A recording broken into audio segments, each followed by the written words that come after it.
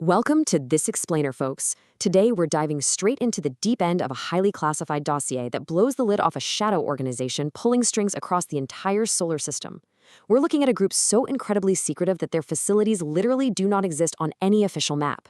Their personnel completely wiped from public databases, and anyone who gets a little too curious simply vanishes without a trace. Today, we are decoding the files of Black Rainbow. So, what actually happens to the anomalies humanity was never meant to find? Well, official records will tell you these dangers are just quietly contained. But the source material we're looking at suggests a much, much darker reality. We are talking about forces we don't even come close to fully understanding. Artificial beings, unknown creatures, bizarre relics from the void. Officially, Black Rainbow is just there to keep these things under control. But as you'll see as we unpack this dossier, the true scope of what they are hiding could completely rewrite human history. Here is how we're breaking it all down today. First, the secret containment wing, then classifying the unknown, sites, protocols, and prisoners, breaches and cover-ups, and we'll wrap up with the absolute wild card, the Red Ghost mystery. All right, kicking things off with Section 1, the secret containment wing, or as it's perfectly described, the invisible hand of Black Arrow. Think of Black Rainbow as the ultimate hyper-classified cleanup crew for everything from unidentified creatures to literal world-ending relics. They operate as a highly compartmentalized division inside a larger entity known as Black Arrow, but they are playing on a completely different board. If a conventional military unit runs into something it can't shoot, can't comprehend, or simply can't survive, Black Rainbow takes over. Their entire job is to capture, study, and contain the impossible. Now, look at this timeline, because this is where things get genuinely unsettling. Black Rainbow wasn't just slapped together as a reaction to humanity's first contact. They were already waiting in the shadows long before the first monolith was ever even discovered on the moon. Think about the implications of that for a second. The moon monolith wasn't our first brush with the anomalous. Black Rainbow was already up and running, already capturing non-human life and ancient objects, and their actual origins totally sealed away, completely off limits even to their own senior commanders. Moving right along to Section 2, classifying the unknown. Essentially, the bureaucracy of the impossible. How do you put paperwork on a nightmare? Well, every case gets a containment status, tracking it from a mere whisper all the way to a physical lockdown. First, it's just a rumor, maybe some intercepted comms. Then it's confirmed, meaning it is very real, but it's still out there. Step 3 is contained, though the dossier bluntly reminds us that containment is always temporary. If that fails, it's Step 4, escaped, triggering immediate recovery or just outright destruction. But pay attention to Step 5, other. This category is wild. It hints at threats that exist entirely in dreams, things that can literally alter recorded history, or anomalies that somehow keep spreading their influence even while locked in a physical cell. On top of that containment status, every anomaly gets a threat level, which is basically an escalating scale of absolute dread. Level 1 is lethal to a few people. Level 2 threatens whole cities and might require nuking a facility to stop it. Level 3 collapses governments.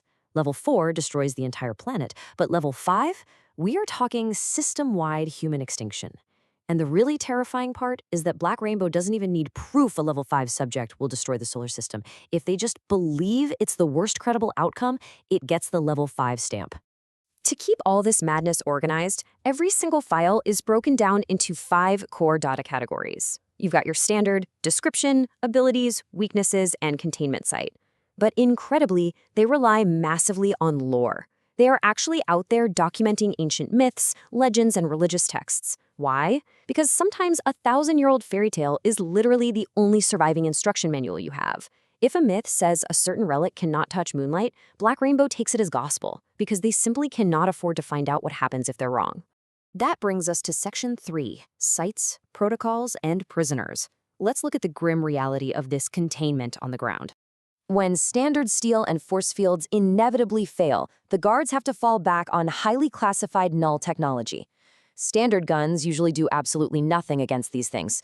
Null systems, whether they're handheld weapons, specialized ammo, or huge containment grids, are built specifically to disrupt void effects. But here's the catch. These weapons usually only buy you a temporary window. They rarely kill the anomaly. It's more like hitting a pause button on a nightmare, just long enough to slam a heavy vault door shut. The way they divide labor inside these sites highlights the sheer, calculated cruelty of Black Rainbow. Androids handle all the safe, boring stuff. Cooking, taking out the trash, basic maintenance. It's smart, it keeps civilian exposure low. But the human prisoners, they are treated as 100% disposable lab rats. Why not use a robot for the dangerous tests? Because some of these horrors don't care about a machine.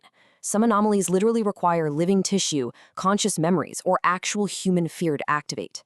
So Black Rainbow just uses prisoners to supply it. Just let this operational motto sink in. Trust does not grant freedom. It's a chilling reminder that even if a prisoner is a model inmate, trusted to do daily labor, they are still watched relentlessly. Cameras, sensors, automated turrets everywhere. Sure, a lot of these folks are former mercs or violent criminals, but some are just totally innocent civilians who walked into the wrong room and saw something they shouldn't have. Their families are told they died in a tragic accident, while they spend the rest of their lives as bait in a testing chamber. No private conversations. Absolutely no escape. Okay, Section 4, breaches and cover-ups. What happens when it hits the fan and they need to erase the evidence?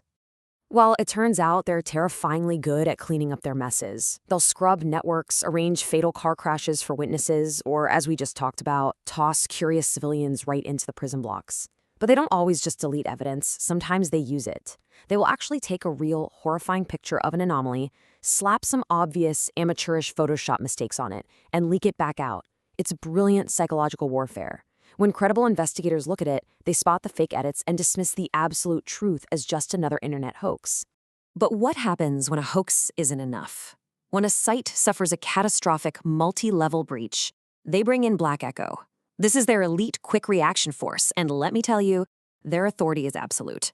When Black Echo boots hit the ground inside a compromised facility, they override literally everyone. The site administrator, the guard captain, even top-tier agents from Checkmate. They all have to step aside and let Black Echo work. Let's walk through their protocol, because it is brutal. Step 1, assume authority. Step 2, assess the site and rescue the crucial research data before it's gone. But Step 3 is where the gloves come off. Detain or terminate. They do not assume any survivor is still human, loyal, or safe. If getting you out is deemed too risky, they will just execute exposed personnel on the spot. And Step 4, if all else fails, their ultimate fallback is just nuking the facility. If they can't put the monster back in the box, they blow up the entire box. Finally, we hit Section 5, the Red Ghost Mystery. Let's peel back the last layer and look at the deepest secrets Black Rainbow keeps from itself. The name of the game here is pure weaponized paranoia. The organization is so terrified of a total data breach that they deliberately feed their own people false records and dead-end files. No single site on a planet has the entire database. You have guards defending heavy blast doors who have absolutely no idea what's breathing on the other side.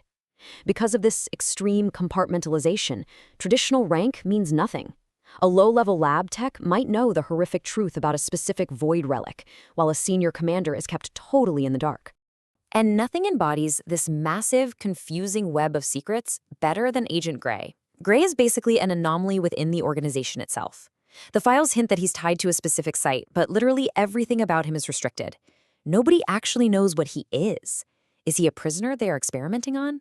An asset they protect? A weapon they unleash? We have no idea, and crazily enough, neither does the intelligence network Checkmate. So, who actually knows the whole story? That would be a shadowy group known as the Red Ghost, sometimes called the Nine.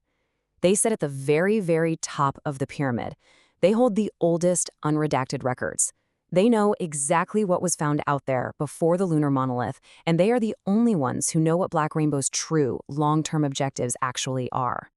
Which brings us to a rather terrifying final thought to wrap up this explainer. If we look at everything we just discussed and assume their true goal isn't just about playing zookeeper to the universe, if these sites are actually weapons labs or staging grounds, what extinction-level events are they quietly preparing to unleash upon the Sol system when those hidden doors finally open? Keep questioning the official record, folks. Thanks for joining me on this one.